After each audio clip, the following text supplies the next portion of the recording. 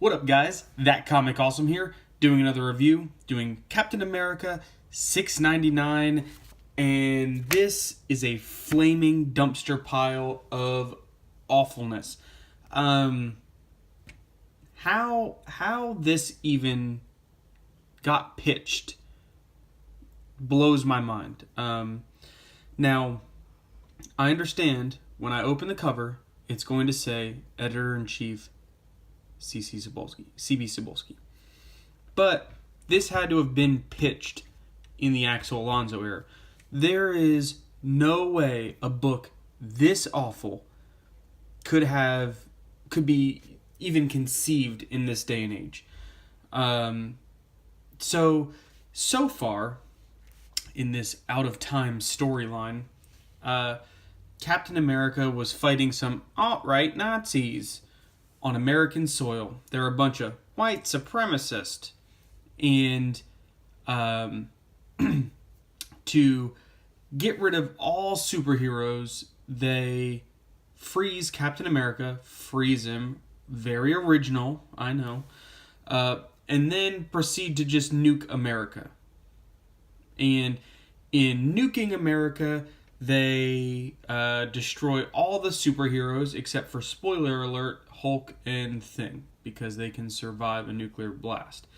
Even though I'm pretty sure there are several other heroes that would be able to survive a nuclear blast.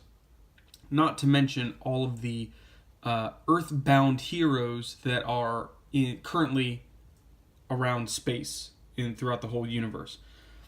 So right there, this book, this whole storyline, this whole run has been one giant plot hole. So, Steve Rogers is unfrozen in the distant future of 2025. Ooh. And the world is completely just fallen apart in eight short years. Gee, I wonder what happens, in 8 years. Again, I found it amusing because it pretty much, Mark Waid is admitting that Trump is going to get a second term.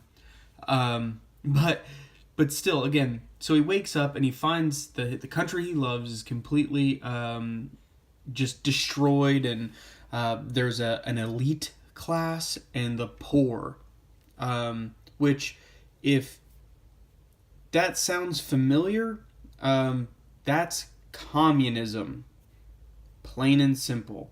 You have the rich and you have the poor, and there's no middle class. Capitalism, you want a big middle class because then it recirculates all the wealth around. So, one, he has the wealth distribution system of this book completely wrong. So then he finds out that King Baby is what's pretty much ruined his country, and so they're going to go fight back.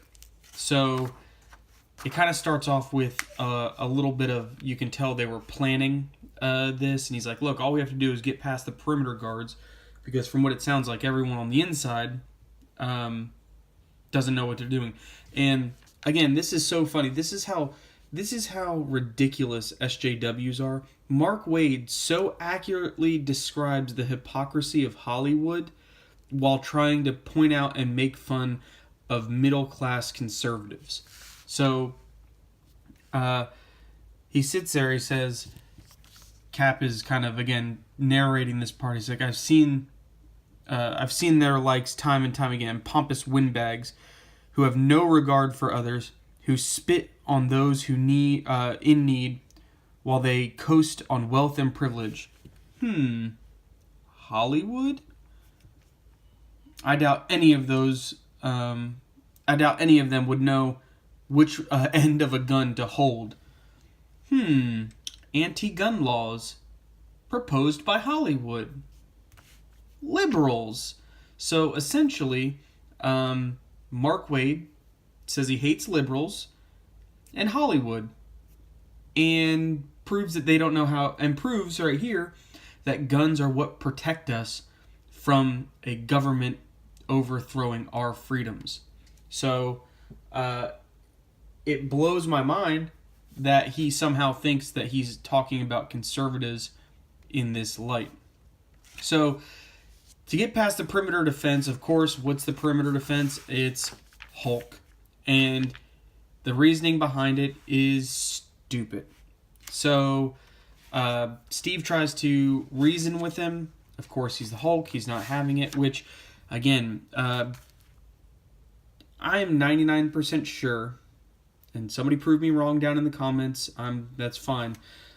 But unlike Black Widow, after Secret Empire, Bruce Banner was still dead. Did he come back? Like, I know Steve Rogers brought him back for like a minute and then killed him off again.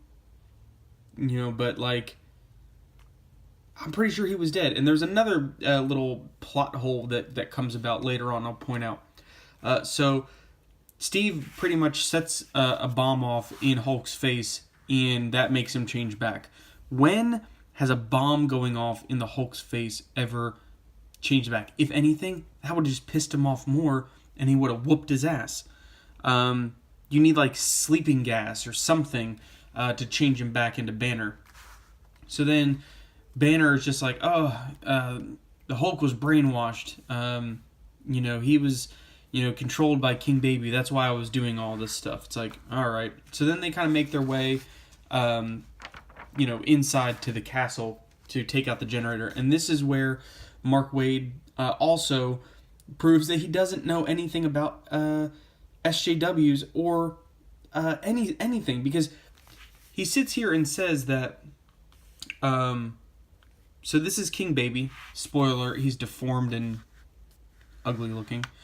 But he sits here and says that the subjects Rogers is leading around are lazy, worthless inferiors who refuse to respect our sacred rights of citizens of merit. So he's saying, okay, citizens of merit. But then he goes on to describe nothing of merit, which is exactly what SJW writers of Marvel feel they are. They're like, we deserve to be writers and put this stuff in comics. No, you don't. If you're not good, you don't deserve anything. You need to work hard, prove yourself, and then you get stuff. It's not, hey, give me things. So again, he completely contradicts himself. So next they get to the generator and they find the thing. The thing had been down there pretty much since the beginning, so he doesn't know what he's doing. He thinks he's powering like a city full of refugees, but it turns out he's just powering this castle.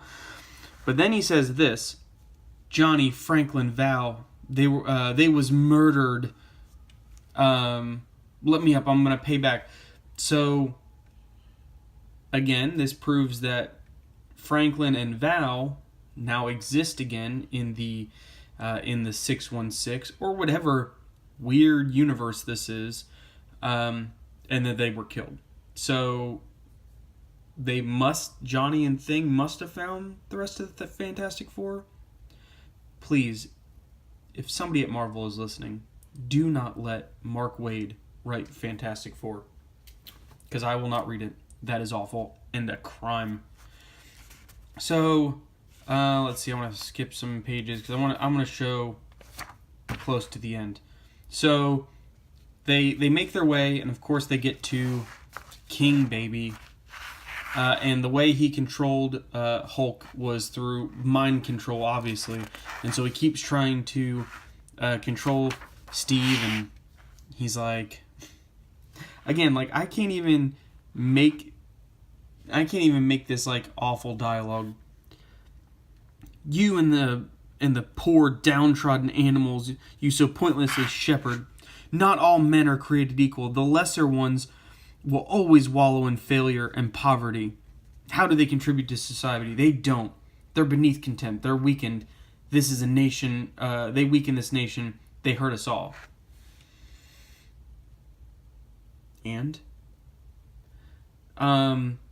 so, one, socialism does not work. Proven again and again and again. So, Steve, being Captain America, is not a socialist. Helping the poor and the weak does not mean giving them free things. It does not mean they are owed something. Guess what? The world needs ditch diggers. If you have less than a high school education and you go out into the workforce nowadays, guess what?